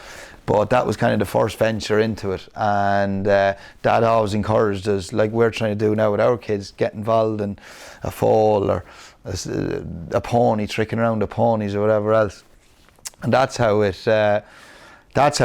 So Angela, of course, obviously coming from her side, was always involved as well. And Angela, very good judge. And I'm not just saying it because I'm obviously married to Angela, but she went off and she bought this horse by Beneficial. Gave 12 grand from it. Now, as I say, we're trying to buy a place with no money, but sure, we'll figure out how we pay for it as we go along. So anyway, I'm in Wells, still, Land Rover sale. She rings me, she's bought lot number 10 or 12, Beneficial horse, 12 grand. I go, Jesus, 12 grand. Anyway, that's grand. Up I go anyway, see the horse. Jeez, you wouldn't draw him now, he's a beautiful horse by Beneficial, but he'd no pedigree. I said, Jesus, Angela. So anyway, Liam Burke, would you believe, came up to Angela, said to him, you're after buying a horse, I missed him early on, I wasn't up in time. Would you take a bit of profit? And Angela, and I'd be the opposite, I would take the profit and go. But so she spoke to my father and Dad said, and she spoke to her father, Joe, as well. And Dad and Joe said, you've been working hard now to try, you know what I mean, you've gone through a good few horses at a couple of dealer sales and whatever else. What's your gut feeling? You like the horse? And they like the horse. And Angela said, I do like the horse. Well, both Dad and Joe Crowley said, will you hold on to the horse? So anyway, when she went back to Liam, she said to Liam that I'm going to hold on to him. And Liam says, no, the best of luck, fair enough. He says, I have his full sister that I think is very good. But she was sick and I couldn't run her in a pint of pints. And it turned out it was Inch Pride. And the mare bred nothing up until Inch Pride. Martin Pipe won a heap of race with her. And but I hadn't run at the time. So I broke the horse, got him going. We broke him at home, in our home place, and then sent him down to the hill, down to Crowley's. And Angela was obviously still down there, was down there, and she was tipping away with him, whatever. So brought him to and John Thomas, late John Thomas McNamara, he was a great friend of mine. We speak 3-4 nights a week. Great guy. So, and John Thomas would call a spade. So there was no bull with JT. So anyway, I liked this horse well, but I wanted JT to sit up on him. So anyway, he headed off to school and bumper in Tipperary on the racetrack proper actually. And John Quealy had all Ella there. And he had a couple of other horses, and Trevor Horgan, our brother-in-law, had a couple of pointers. So I got JT to ride this horse. So I'm inside in Wells anyway, and Angela's on the phone to me and said, this horse is working well. And this horse is working really well. So he won a bit of work anyway, and as he was going by the line, Angela says, JT's pulling something out of his pocket. He was pulling out the phone to ring me. So I said, Angela, JT's ringing me. And JT comes on the phone anyway, John Thomas said, Kevin O'Ryan, he says, this is a good 4-year-olds I've ridden all year. And the horse's name was Lennon. And Dad was buying a lot of horses for Howard Johnson and Graham and Andrea Wiley. And anyway, we could have rolled the dice and ran him in a bumper. But we couldn't afford to run him in a bumper because we were trying to look for a place and we were trying to figure out how we were going to pay for the place. So Dad rang Howard and he said, the lads have a nice horse here, yada, yada, yada. So we sold Lennon and he ended up winning a load of races. So the mare had bred nothing up until Inch Pride and Lennon, the last 2 falls. And the poor old breeder didn't put down the mare because she hadn't bred anything at all. So around 2 months later, I'd say, or 6 weeks later, didn't we fall in this place here that Angela had met Brian Ashmore, and we bought it, and then obviously got a mortgage, and then we figured out then, right, we have to build. So we got stables built first to try and pay for the house and try and pay the banks as well. So that's how we started the breaking and pre-training and putting in a gallop. So Lennon was a big help to the whole start of it. So the breaking and pre-training got going. And we were ended up in the finish up going through 100 horses a year. We were breaking and pre-training horses for all the top outfits. Dermot Weld, first day I had that yard open, Dermot Weld had horses in there. And, you know, fair play to him, he didn't need to do that. But he knew we needed a hand. And there was horses out here, we'd break a lot of yearlings for Dermot Weld. And we were breaking and pre-training for Jessica Harrington, done a lot for Jessie, a lot for Willie McCreary, a lot for Gordon Elliott, Joseph O'Brien, a lot of owner breeders that would send the horses to us to be broken, the Malones, the Walshes, Keith Dalgleish, and we were breaking a lot of horses. Michael O'Callaghan, we'd done a lot for basically all the big outfits around. We were breaking and pre-training horses for. Always had a great bunch of lads with me. Paddy Kennedy, Jack's brother, and Darren Harrison. They were my 2 right-hand men for years. Paddy was with me right up until we stopped doing it. And now Paddy is running, he himself and Jack have bought a place 10 minutes down the road in Kildangan. And they're hugely successful and running a great show. And when we stopped, because the reason it stopped was because just something had to give. So we sent all our clients, which they all knew Paddy anyway, and Jack, and they all went down to Paddy and Jack, and Paddy is absolutely flying now. But I'd be very close to Paddy Kennedy. He'd be a very close friend, and as I say, he used to be involved then tricking away with a couple of horses with us as well, and buying and selling a couple of breezers and things like that. But there was no plan. It's just all kind of one thing just led to another job without any plan. And it was all about trying to get a few quid to try and pay for building the place, and that's basically how it all started and evolved. Started getting a couple of gigs doing a bit of corporate stuff at race courses. And I've always been very lucky from word go that I've had a lot of people helping me.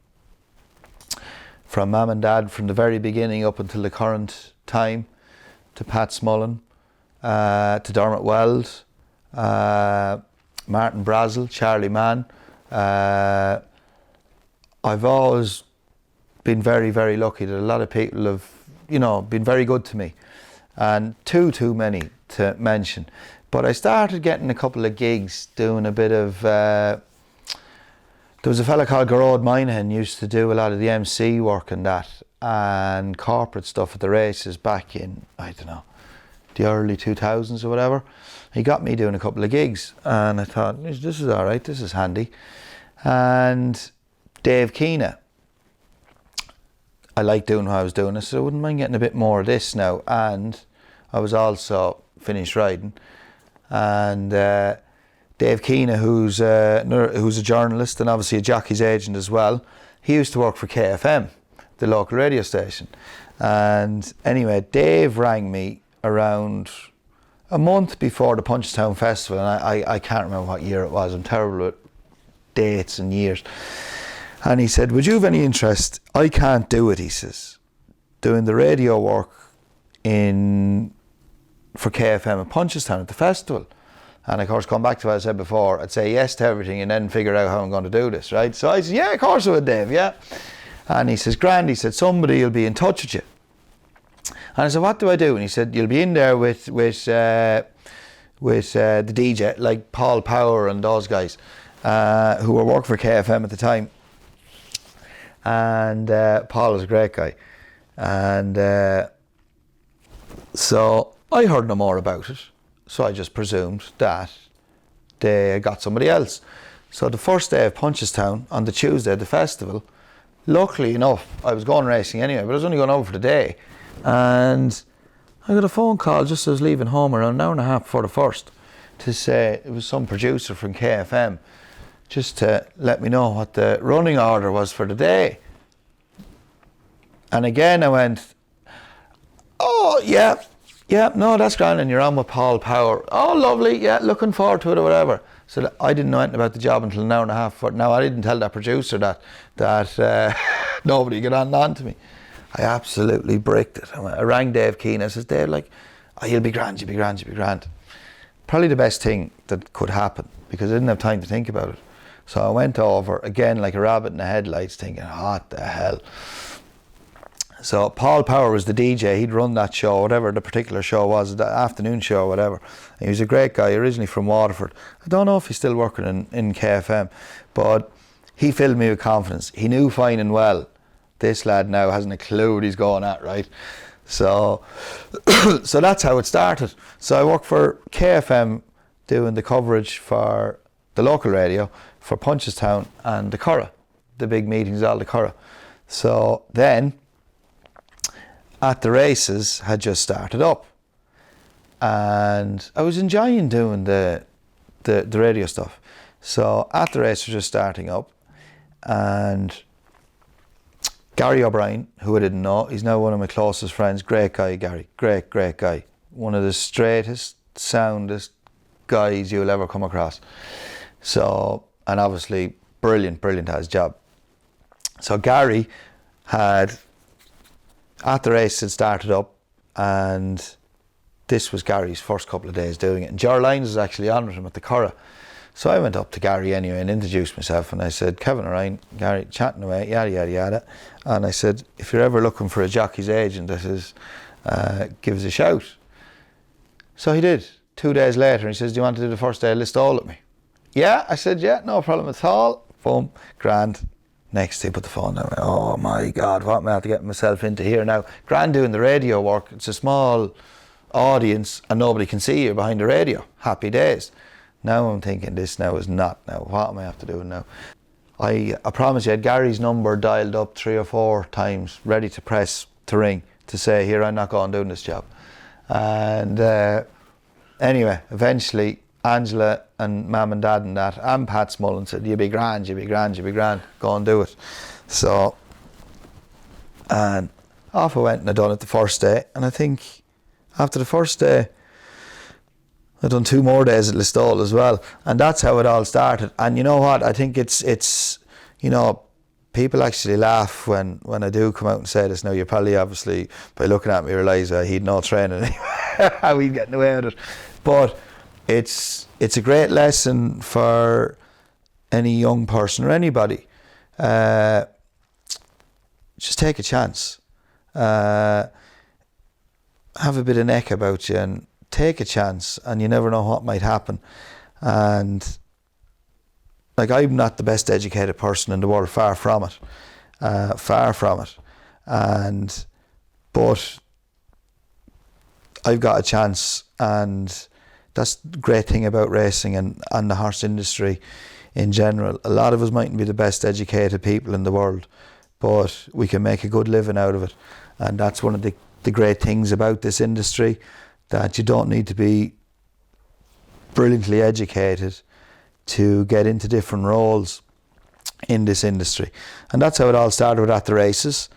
And it just grew from there. The first day I presented was Gary O'Brien rang me on a Sunday morning and said to me, "Are you around today?" And I said, "Yeah, why?" He said, "You may go to Naas and present." He said, "I'm sick." I said, "Hold on a second now, Gary, whoa now." I said, "This isn't going to happen." He said, "You'll be grand." And that's what Gary said. And he obviously arranged, he told the guys in At the Races that, and that's when I done my first days presenting. Myself and Gary have become very close friends. And then obviously when the rights then were moved over to Racing TV, Racing TV kindly gave myself and Gary a job as well. And you know, they're absolutely brilliant, and we're very, very privileged that that Racing TV wanted me, because I'd always be doubting myself, and I suppose you always doubting yourself, and I suppose of insecurity or whatever. I suppose that's just the way you're of your makeup and that. And I thought, like, when Racing TV got the rights, they mightn't want me or whatever else, and they were on kind of straight away, and they're absolutely wonderful to work for, wonderful, as we're At the Races as well. And I'm just very honoured and privileged to be making a living out of driving around the country, talking about my hobby, and meeting different people every day, and getting the opportunity to do it in Racing TV. It's a wonderful channel, and it's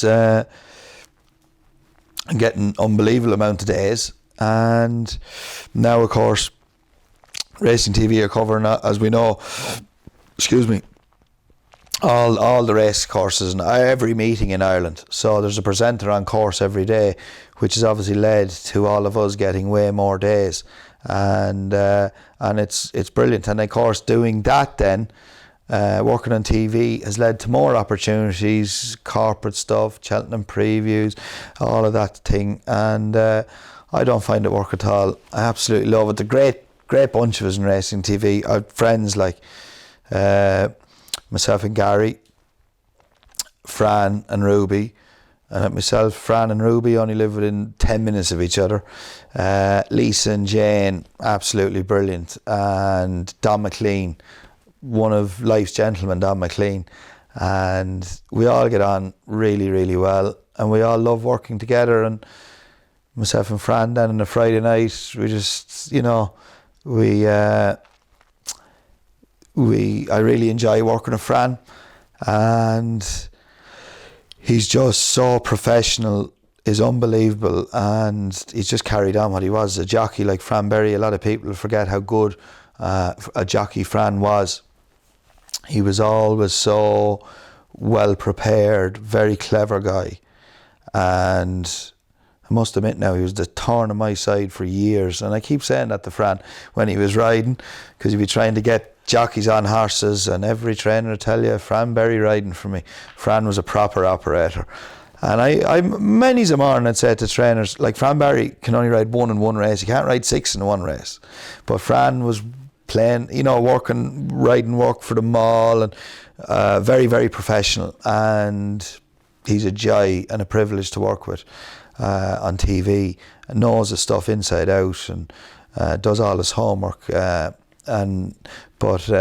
myself and Fran, we enjoy our Friday nights in Dundalk. We just enjoy working together, and I think it shows that on TV.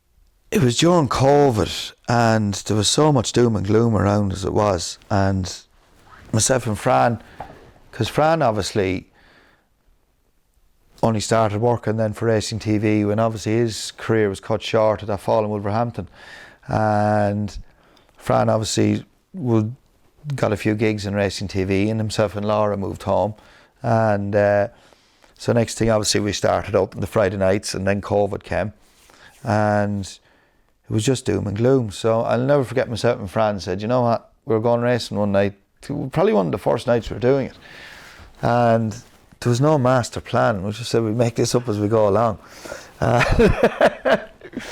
We said, right, we'll just lighten things up. We'll take the piss out of ourselves. We don't take ourselves too seriously. And you know what I mean? We'll just try and lighten it up. There's too much doom and gloom going on. And that's how it basically all started. So we'd take the mick out of the trainers and the jockeys and ourselves. And I think that's just kind of how it started to get going. And I think people enjoy it. And we like to get different individuals and different characters on as well. And like our latest one was Kevin Prendergast. We've had Noel Meade on, we've had Mick Canaan on, Ger Lyons. We've done a feature with all those, and we've plenty hopefully that we want to do, but going forward as well. We had Pat Flynn on one night, and then obviously during the pandemic we used to do Zoom calls, and so we try and pick the characters as well that we thought would give good stories and whatever else. And sure, we know everybody in the game, and like we've interviewed a lot of our heroes as well, and but it's all about trying to make it an enjoyable program, and then to showcase all the different individuals in the game. Like I love interviewing a small trainer, I love interviewing a big trainer, I love interviewing a jockey who's ridden their first winner. I love interviewing an owner. I love the story, because if I'm sitting at home watching different sports, I'd like to know a bit more about that certain individual, X, Y and Z or whatever.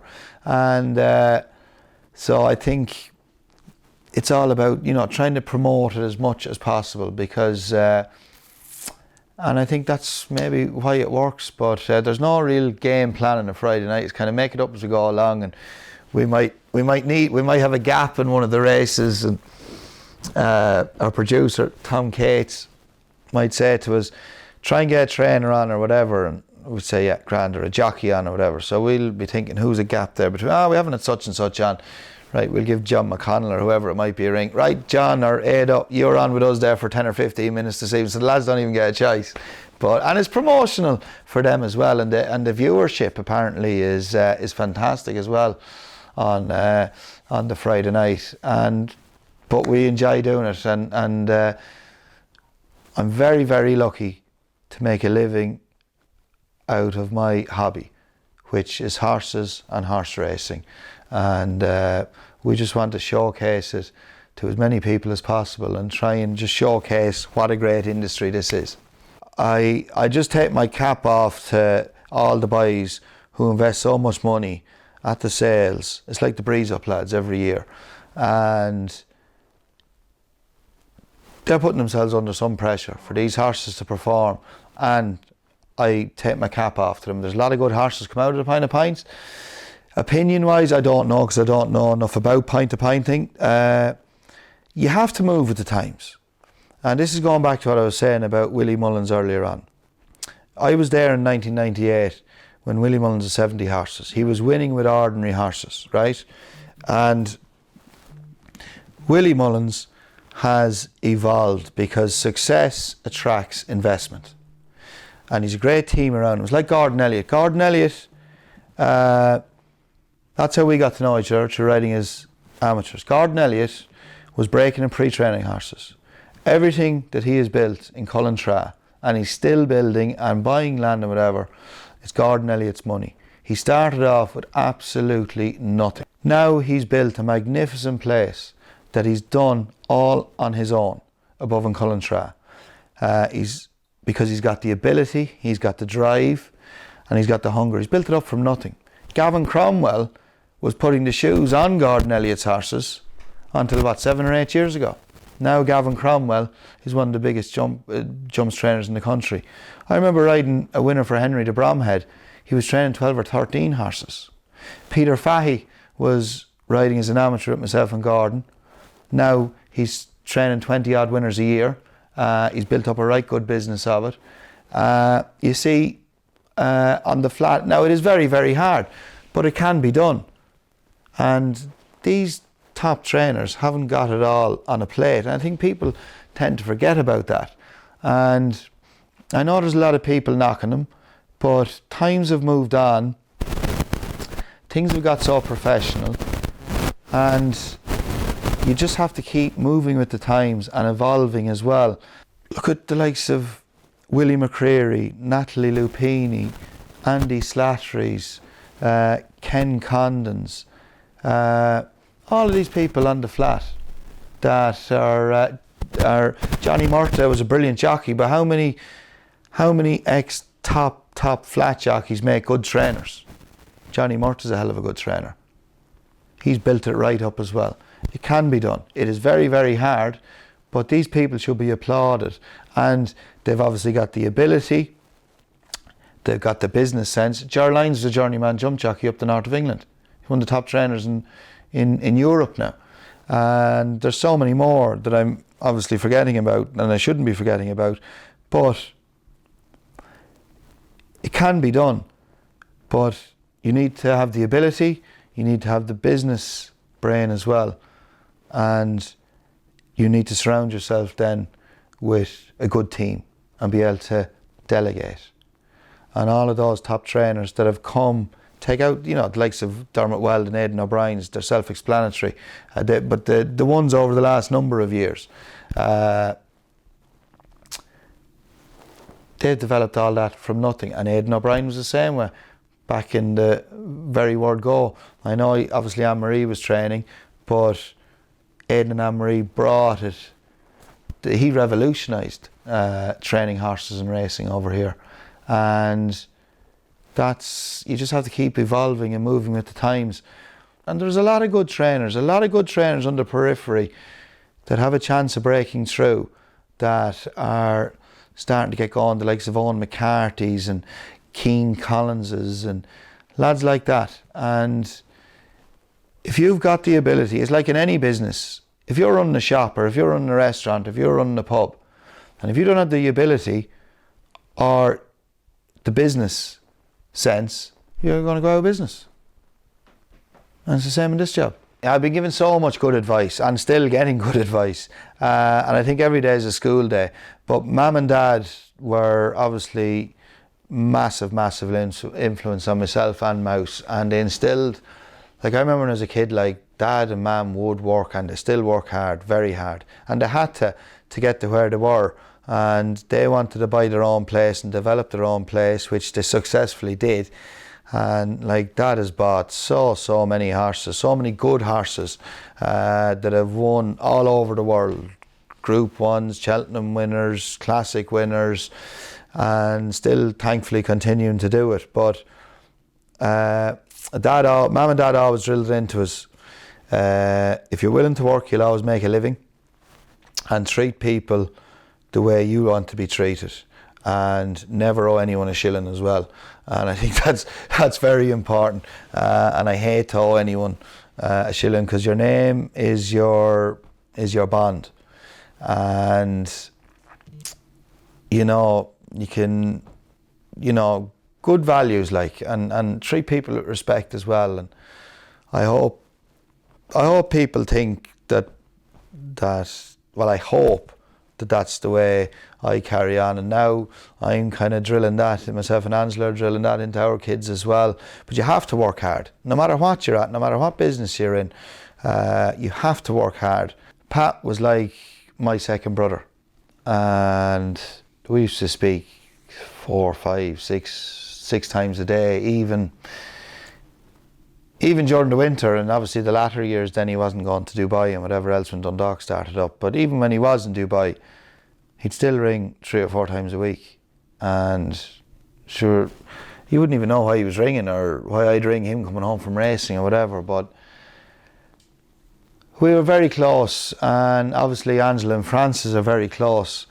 And Angela and Francis, you say that the two of us might as well be married to each other, because they'd find out, myself and Pat probably spoke to each other more, as Angela and Francis would say, to each other than we would to them, which is not true. But anyway, that's just the two women revving us up.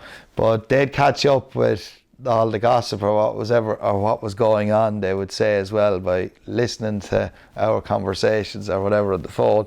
But no, we were very close. God, we were very close. And sure, we used to go to Tenerife, when the kids were smaller, I think we went to Tenerife 6-7 years in a row, family holiday, January time. And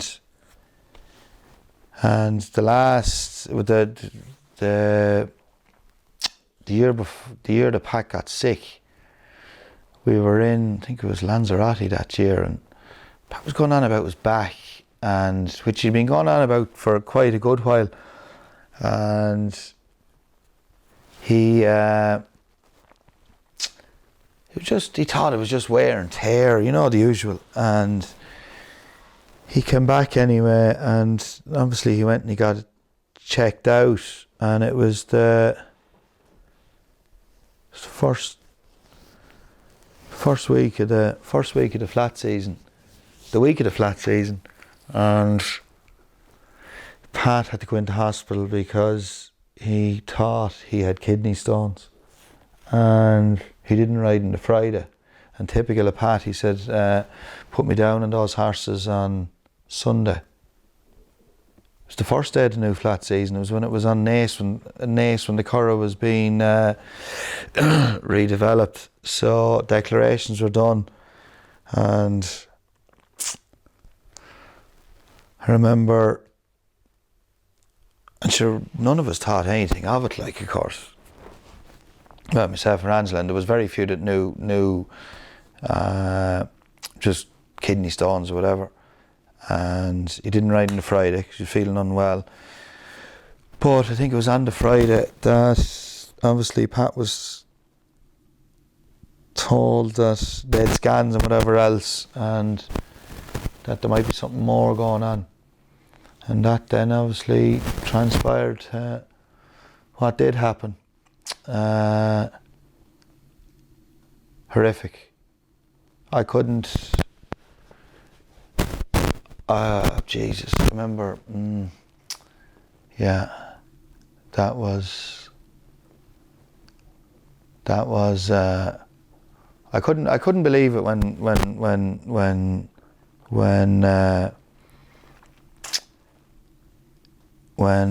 we found out. I just couldn't believe it. Because you think, like, you know, someone so fit, young, healthy, seemingly healthy, that, you know, you don't think these things are going to happen.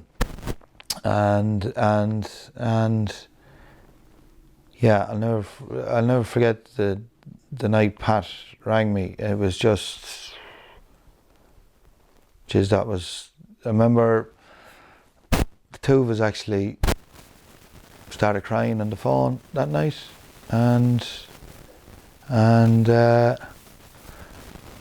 that's, yeah, and it was just barbaric. We couldn't believe it, and not just me, like Fran Berry, Kevin Manning, Declan McDonough, Lee Roach, Chris Hayes, Pat had a close but tight team. Ted Durkin, all of those guys, Mick Canaan, like it was like me, Kevin Manning, Declan, Fran Berry, Pat. They all went racing together every day of the week. They lived their lives with each other basically during the season, and it hit us all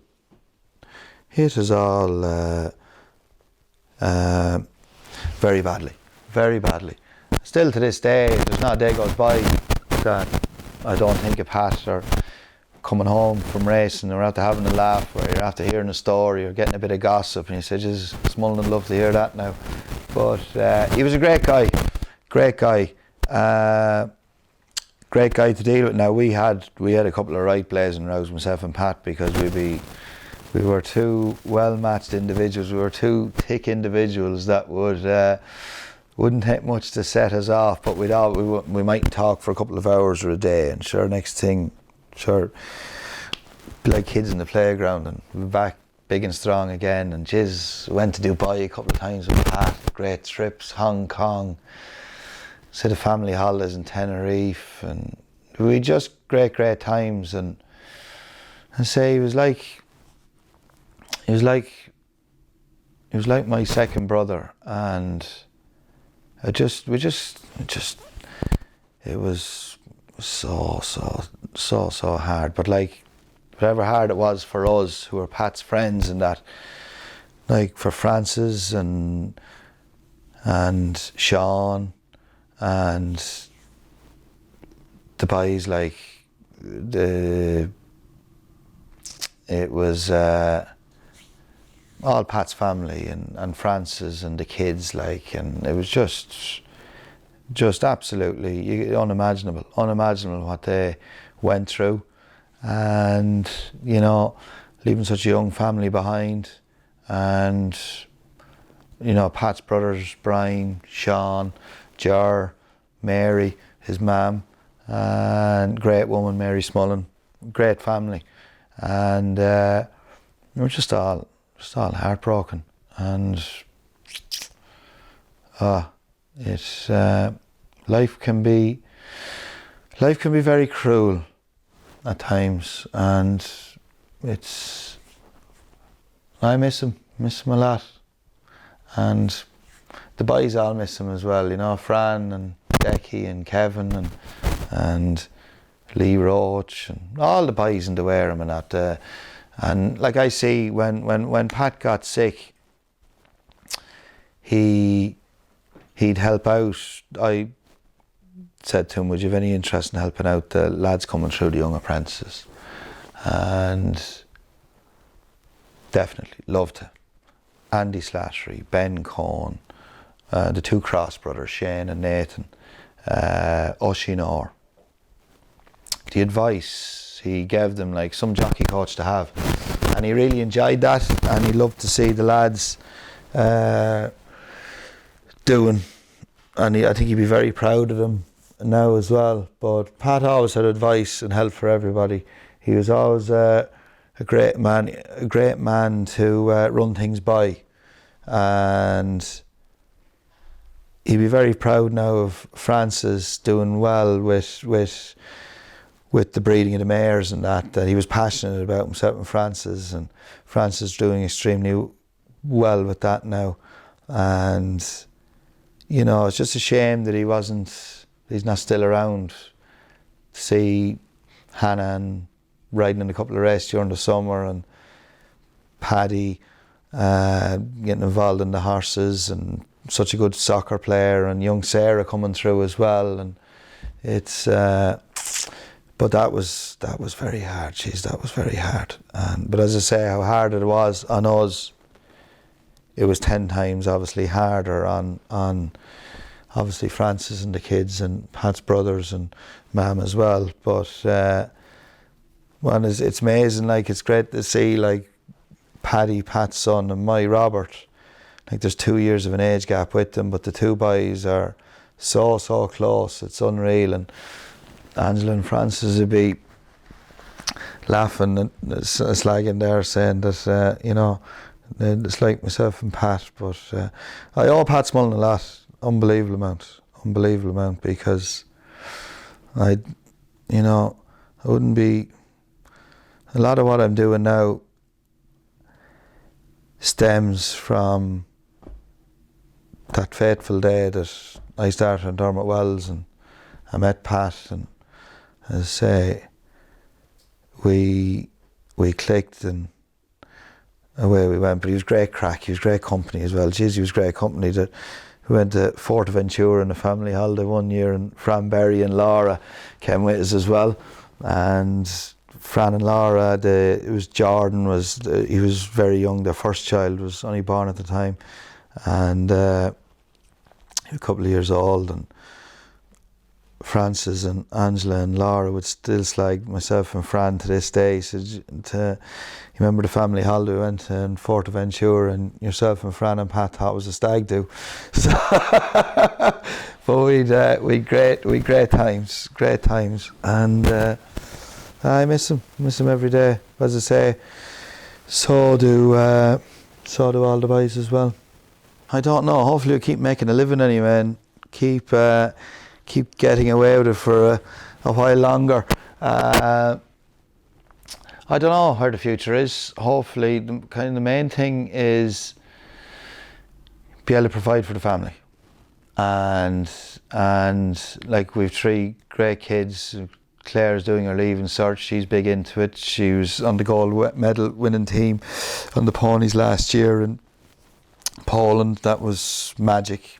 No money in the world to buy those memories that we got last year. Jessie is riding ponies as well, her middle girl. And Robert is big into football, soccer, rugby, hurling, golf. Now he's gone into it as well. He's the youngest. He gave up the riding a year ago, but he's starting to get back interested in it again now. But look, there's no pressure on the kids. Whatever they want to do, and it was going back to when myself and Mouse, my brother, were growing up. Mum and Dad never put any pressure on us. They said, as long as you finish school and if you're willing to work, you'll always make a living. And treat people the way you want to be treated. And we try, myself and Angela she's the brains of the operation. If Angela left me in the morning, I'd be out on the road. I don't even know what my bank account numbers are. And I don't want to know. Don't know what the credit card bill is, phone bill, don't want to know. We're a great team. Angela does all of that. And obviously she's heavily involved with horses and all of that as well, but she's so busy with the kids and she brings them everywhere, and I dip in and out obviously when work allows me or whatever, but I'd be lost without Angela. And we're just a good team. What the future holds, I don't know. Hopefully, touch wood, stay healthy, be able to provide for the family, and I just want to keep making a living out of what my hobby is and trying to showcase this industry to as many people as possible, what a great industry it is, and to showcase to the lads coming behind or the kids coming through. I was always very lucky, and still to this day I have a lot of people helping me, and just to show people that, as I say, you don't need to be connected. I was, but that'll only bring you to a certain level. If you're not delivering the goods, it doesn't matter who you're connected to. But it's not all about having people involved in racing. This is a great game for giving people so many opportunities that have no family connection to racing. And there's so many people doing so well out of this game that their family had no connection with racing or horses. And I think everybody gets into racing firstly, or breeding or whatever, ponies or whatever, for the love of the horse. And if we're very lucky to make a living out of it, happy days, we're making a living out of our hobby. But I want to keep on improving. I always want to improve. I want to get back, I want to have more champion jockeys, more champion apprentices. I want to get better on TV. I love working for Goffs. Love working for the team in Goffs. Henry and Nick and Emer and all the crew that are there. Absolutely brilliant to work for. A fear of failure drives me on, because Dad used to always say, don't ever turn down a day's work, for the day might come you mightn't get one. So that's kind of been my motto all the way through. And if the man above decides to make an 8 day, please God, I'll do my damnedest to try and find work on that 8 day. But look, I've made brilliant friends out of this game, and I see my kids coming through now. I've made great friends out of the ponies and so on and so forth, but there's no pressure on them. If they want to get into the game, deadly. If they don't, deadly as well. Whatever they're happy at, and as long as you're happy. There's not many people working in jobs that can say they love doing what they're doing, but I can safely say I love doing what I'm doing, and I'm very honoured and privileged to be doing what I'm doing.